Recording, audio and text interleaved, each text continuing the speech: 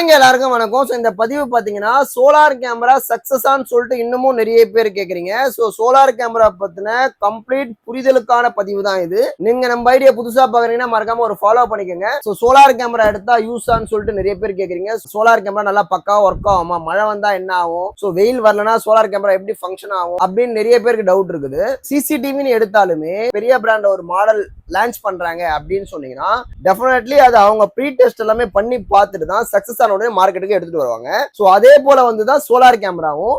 Solar camera 100% இல்ல 200% success ஆகி மோர் தென் மார்க்கெட்ல 5 இயர்ஸா ரன் ஆயிட்டு இருக்க ஒரு ப்ராடக்ட். இன்னமும் நிறைய பேர் பாத்தீங்கன்னா சோலார் கேமரா வாங்கலாமா அப்படின்றதுக்கு நிறைய பேர் பயப்படுறீங்க. ஸோ அதுல ஒரு பேட் ரிவ்யூவும் நிறைய பேர் இருக்கு. சோலார் எப்படி ஒர்க் ஆகும், இதெல்லாம் வேலைக்கு ஆகாது. ஸோ நீங்க நினைக்கிற மாதிரி இந்த 120 ரூபாய் சோலார் லைட், 130 ரூபாய் சோலார் லைட்லாம் மாதிரியான கேமரா இது கிடையாது. ஸோ இதுல பாத்தீங்கன்னா ஒரு 18,000 mAh battery along with solar panel கொடுத்துருக்காங்க.